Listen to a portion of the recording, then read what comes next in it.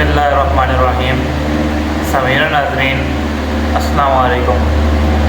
سامعین ناظرین، جیسا کہ آپ جانتے ہیں کہ کل ہماری محرم کے حوالے سے گفتگو جاری تھی کہ کچھ لوگ واقعہ کربلا کو نہیں مانتے۔ آج ہم واقعہ کربلا کی ابتدائی معلومات آپ کی خدمت میں پیش کریں گے۔ جی حضرت، گفتگو کا آغاز فرمائیے۔ بسم اللہ الرحمن الرحیم۔ الحمد للہ رب العالمین والصلاة والسلام علی اشرف الانبیاء والمرسلین وعلی آلہ وصحبہ اجمعین، اما بعد۔ جی سید عبداللہ صاحب، جیسا کہ آپ نے ابھی کل کا جو ہمارا ابتدائیہ تھا کہ جو لوگ واقعہ کربلا کو جھوٹ کہتے ہیں، تو ان کا ہم نے مختصر جواب دیا تھا کہ واقعہ کربلا تو ایک حقیقت ہے، لیکن اس کو جو جھوٹ کہتے ہیں وہ خود جھوٹے ہیں۔ آج ہم واقعہ کربلا کی ابتدائی معلومات سامعین و ناظرین کی خدمت میں پیش کریں گے۔ جیسا کہ ہم نے اپنی پہلی گفتگو میں کہا ہے کہ ہزاروں کتابیں ایسی ہیں جن میں اس واقعے کا ذکر ہوا ہے۔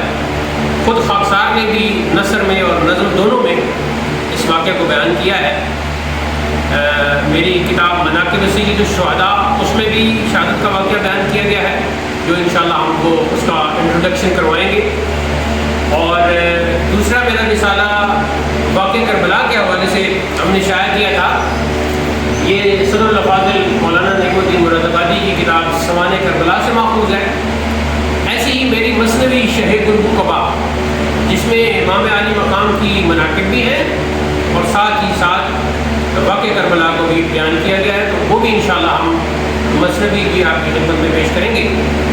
آج ابتدائی طور پر میں اپنی گفتگو کا آغاز یہاں سے کروں گا کہ جب یزید تخت نشین ہو گیا اور وہ تخت نشینی کے قابل نہیں تھا، لیکن وہ تخت نشین ہو گیا اور اس نے خلاف شریعت، خلاف اسلام کام کرنا شروع کر دیے اور سب کو اپنی بیعت پر بھی مجبور کرنا شروع کر دیا، تو امام عالی مقام نے شریعت کا پاس رکھتے ہوئے، اسلام کی حفاظت کرتے ہوئے اور قرآنی تعلیمات کی حفاظت کے کو پیش نظر رکھتے ہوئے بیعت سے انکار کیا۔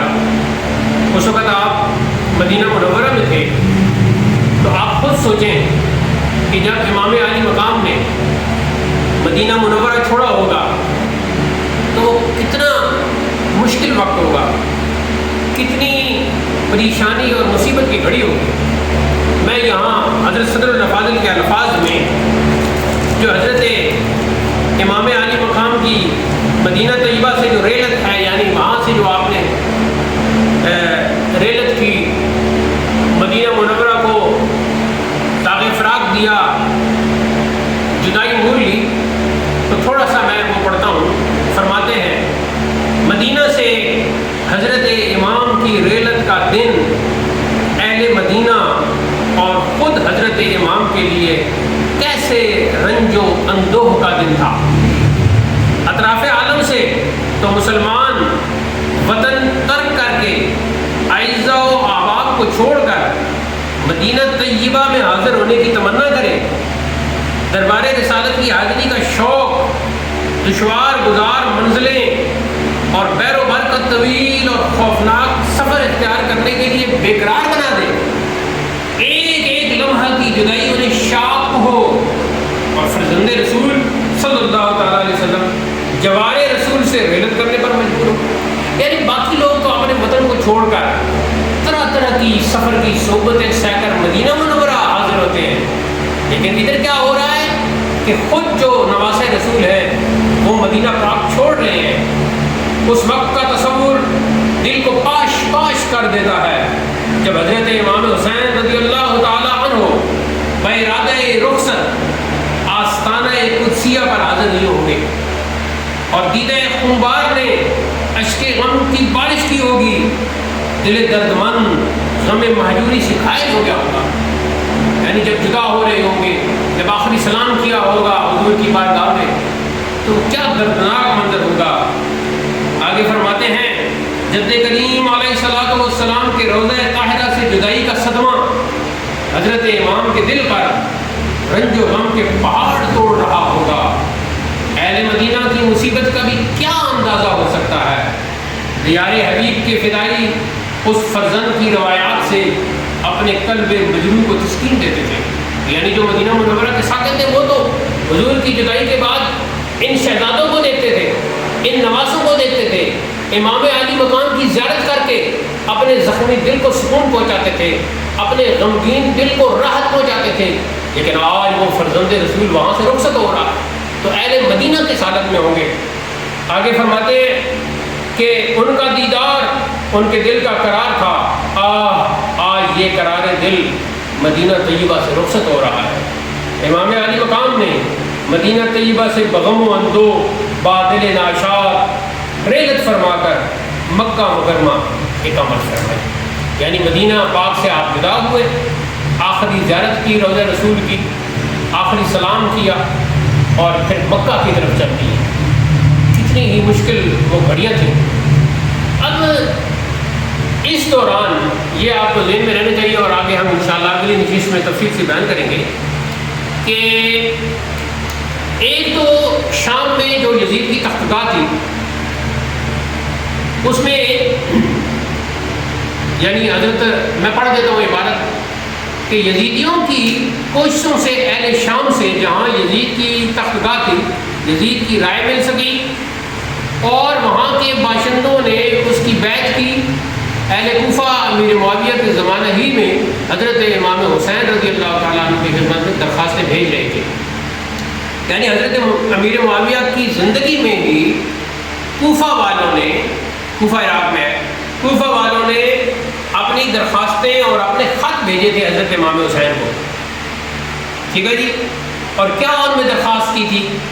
تشریف آوری کی التجائیں کر رہے تھے کہ آپ ہمارے ہاں کوفہ آ جائیں، لیکن امام نے صاف انکار کر دیا تھا۔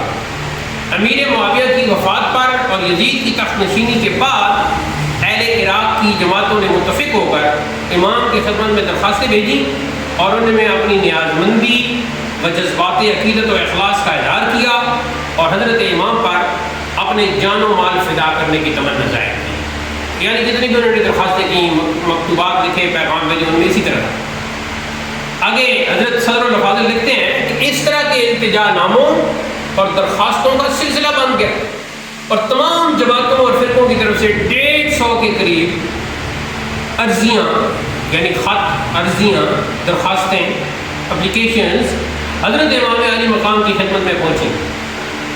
اب جب بار بار لوگ بلا رہے تھے تو کہاں تک اعماز کیا جاتا، یعنی کہاں تک اعراض کیا جاتا، کہاں تک ان کو اگنور کیا جاتا اور کب تک اگنور کیا جاتا؟ تو حضرت امام کے خشک جواب کی اجازت جو ہے وہ نہ دیتے، ناچار یعنی مجبوراً آپ نے اپنے چچا زاد بھائی حضرت مسلم بن عقیل کی روانگی تجویز فرمائی۔ تو اب کیا ہوا، جب بار بار درخواستیں آ رہی تھیں تو حضرت امام حسین نے سب سے پہلے کیا کیا، اپنے چچا زاد بھائی حضرت امام مسلم بن عقیل کو کوفہ بھیجا۔ حضرت مسلم بن عقیل کا یہ سفر کیسا تھا، ان کے ساتھ ان کے بچوں کا کیا حال ہوا، حضرت مسلم بن عقیل کو کیا مصیبتیں دیکھنی پڑیں، یہ انشاءاللہ ہم اگلی نشست میں بیان کریں گے۔